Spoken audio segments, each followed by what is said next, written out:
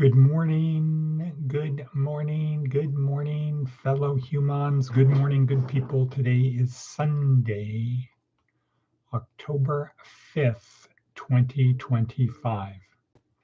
These days are really flying by quickly. It's already the 5th of October. The month is 1/6 gone. And here we are. The weather is getting cooler. So now switching over to hot coffee. No more of that cold stuff.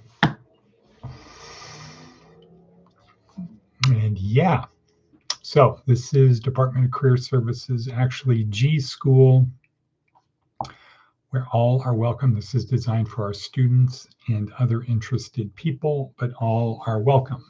However, caveat, if you are saved, successful, this is not for you. You're welcome, but this is not designed for you. This is designed for those who are not saved, and those especially non-Christians, people who don't know the Bible, think that son of a bitch God, he made my life this way, he really screwed me over. It's designed for those people, or the people who believe that I've done something so bad I cannot be forgiven, and or the people that are like, God, huh? What does that even mean? I'm spiritual. God is unknowable. God is all things. What is it? Deus sive natura.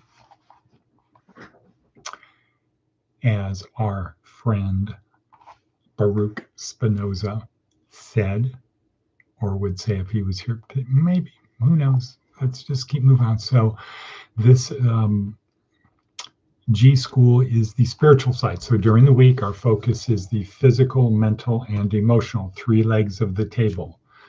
3 legs of a table. We want those legs to be solid.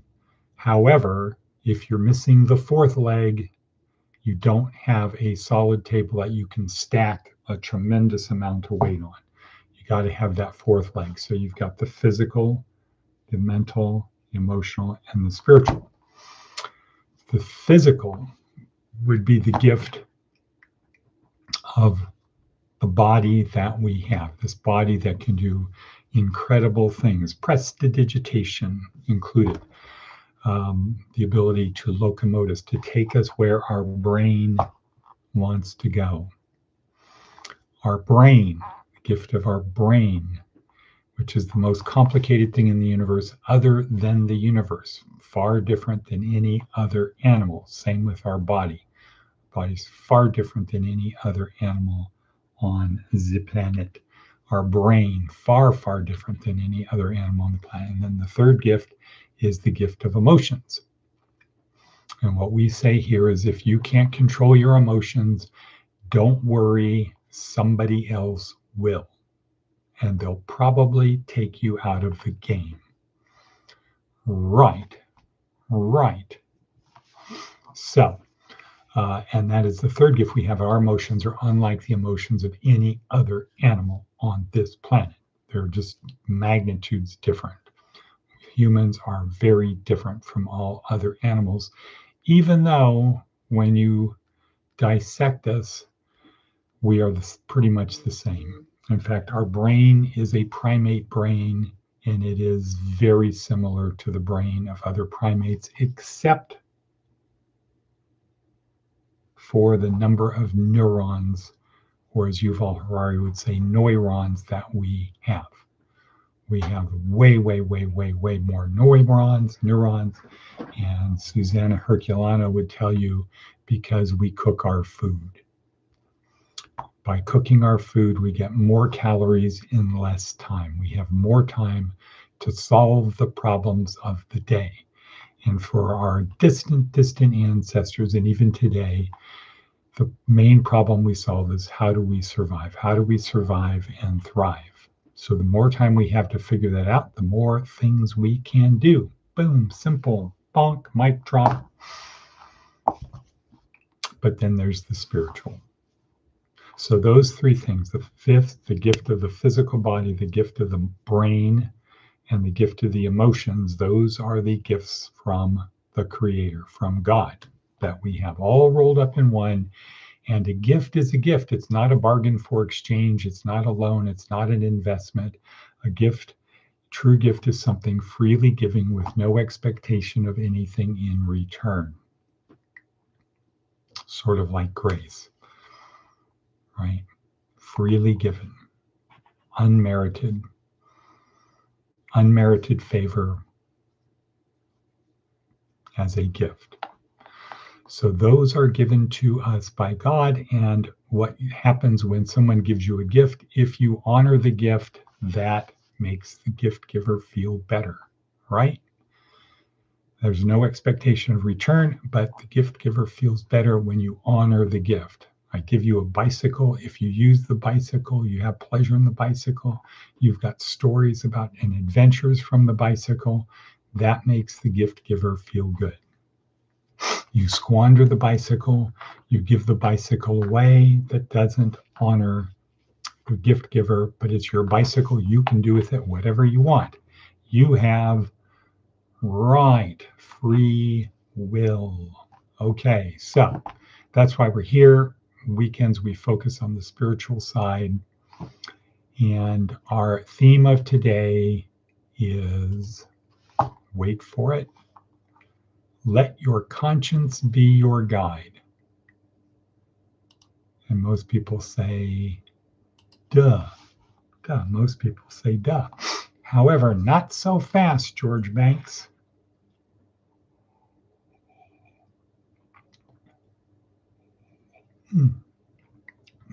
Not too shabby. And that is my no dose mushroom coffee-ish sort of, not really thing.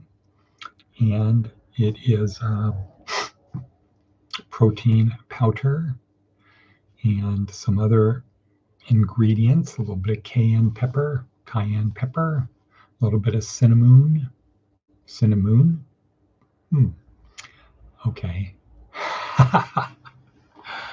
All right. So let your conscience be your guide. What do we know? This is also day 7, week 4. This is it. This is the last class. We're all the way at the end, down to David Foster Wallace. This is water. Hopefully we'll have some time for that. This is water. But let's look at some advice from an 80-year-old. Now, yesterday I heard from somebody who's over 80, friend, someone, good guy. Why listen? You don't know anything at the age of 80. It should be advice from a 90-year-old. Aha. There's a lot that could be said about that. I also received a text from somebody talking about left Jesus, right Jesus.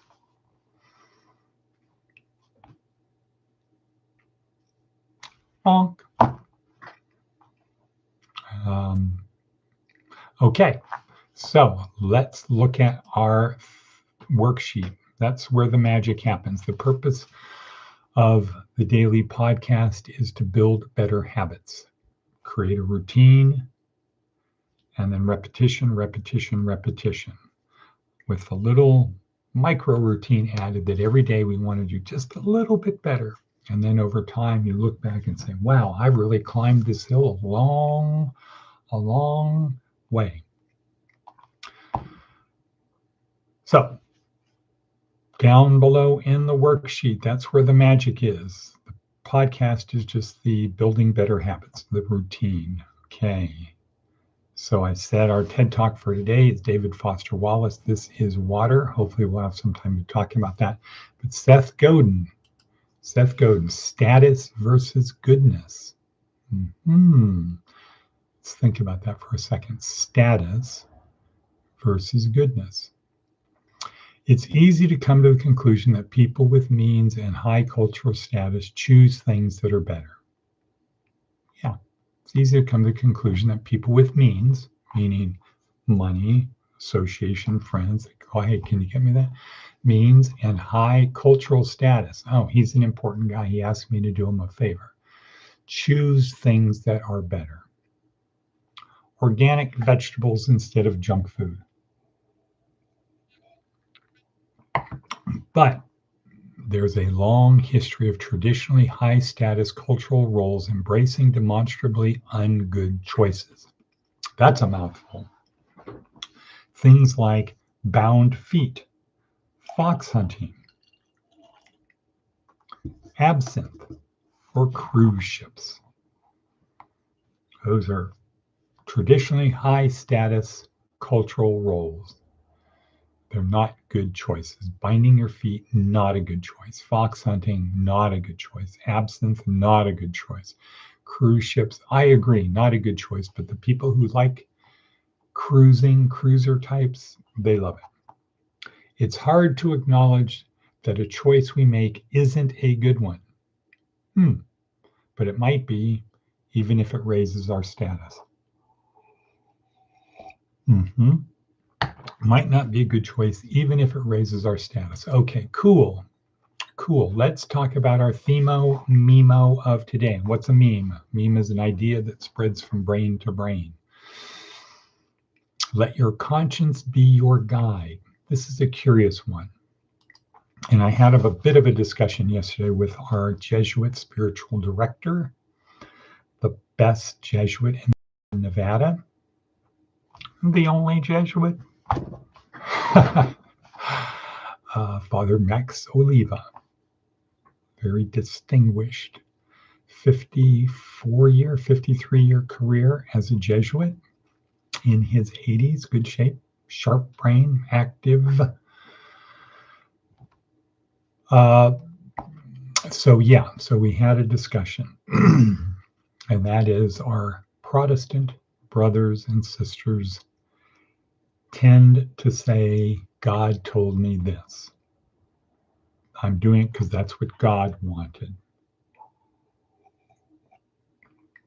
What they never say is something that everyone else says, which is the little voice in my head, my conscience told me to do it. So that leaves us with two things. Either when you are a Christian to a certain level, God tells you things, you don't need a conscience. Everyone else, it's their conscience. But if you're a true believer and you're blessed, rock and roll quotes, if you're blessed, you don't need a conscience anymore because the Holy Spirit or God or Jesus will, but not Mary. It won't be Mary. It'll be God or the Holy Spirit or Jesus. One of those three will put on your heart, will tell you, here's what you do. If you're a non-Christian, it's your conscience. Now, if we ask that question to a neuroscientist, she might say, that's a law school thing. They usually give examples using she, at least when I was in school. She would say, well, a Christian brain is exactly the same as a non-Christian brain. And a human brain is the same as a primate brain, and it's like all other primate brains, except we have more neurons in our brain. But structurally, functionally, it's the same. It's basically the same. It's not totally the same. It's basically the same. And one of the things we don't find in there is anything that would be a God thing. Aha, that organ there, that's the transmitter receiver to God. And we don't see anything like that. So that kind of begs the question, are animals, does God speak to animals? Do they listen to God? Now, if you are one of our Protestant brothers, a fellow Protestant brother, we would say, well, it doesn't work that way. We don't need a physical receiver transmitter. It works a different way. Mhm. And so one of the things that the Catholics have going for them is they don't try to defend things that are not supported by science. They don't try to defend the Earth is less than 13.7, the universe is less than 13.7 billion years old, or the solar system is 7 billion, or whatever it is, and the Earth is 5 billion. They don't try to say, no, it's only thousands of years old. The Catholics don't say there's no such thing as dinosaurs, that that's a thing that God created to make us think there were dinosaurs, but there weren't dinosaurs because those fossils, carbon dating, everything else, all the things that science tells us, those are really old. That's not like a 4,000-year-old thing. And Utsi, the frozen Iceman, having a bronze axe, or fire pits, or human fossils, or things like that, or artifacts that we find that are science says are more than 10,000 years old. Our fellow Christian or Protestant brothers, well, let me say it this way. Again, the Catholics believe science. When you take a literal interpretation of the Bible, you get trapped into things that are not scientific.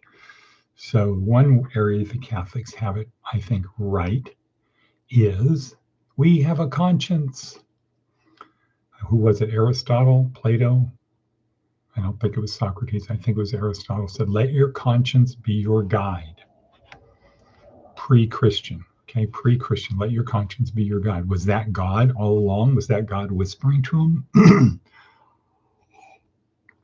If it was God whispering to him, that must mean those people had the favor of God. If those people had the favor of God, then why do you need to be a Christian if you already have the favor of God? Why do we have what the rest of the world calls a conscience, and we say, no, that's God, the Holy Spirit, whatever. And of course, then the other side of the thing is how you know it's not an unclean spirit pretending to be a clean spirit. Because after all, isn't it the case that most of the choices we make, we end up like, ooh, that wasn't really the right thing. Why would God tell me to do something that wasn't good? Well, all things in God's time. And then we go down the rabbit hole, right? Whereas the Catholics are much more of Occam's razor. To explain away things that just dig the hole deeper. We say the Bible is not meant to be interpreted literally. It's not a science book. Set it aside. It was designed and it worked because it resonated with the people. Aha! Wow. Dwayne Floyd, good morning, Mr. Floyd. A blast from the past. Are you still in Acropania in Oakland? Are you still in Oakland? If you're there, glad to see you are here. Anyway, let your conscience be your guide. I think that is the better thing. Yes. Yes, you're in Oakland. Yes, you're here. Good. How are things in the city of our birth? At least I was born there. I think you were too. I lived on Seneca Court, up on the hill overlooking the bay. Great view of at least 3 bridges across the bay to San Francisco. Good. Glad you're here. I've seen you on Facebook a few times. It's good to see people back in, what was that, 2014, 2015? When were you in class? Whenever it was a good time. You made the school better. Okay, so we're going to wrap it up. Time is racing. Let your conscience be your guide. You just have to make sure you have a good conscience. Thank you for being there. Tomorrow we start over once again, the red wheelbarrow, right? The red wheelbarrow. How about the purple cow? I never saw a purple cow. I never hope to see one, but I can tell you anyhow, I'd rather see than be one. Or so much depends upon a red wheelbarrow, glazed with rainwater beside the white chickens. You remember those, Mr. Floyd? Okay, we're going to say and cut. And cut. Maybe we'll start doing poems again next week. Cut. Bonk.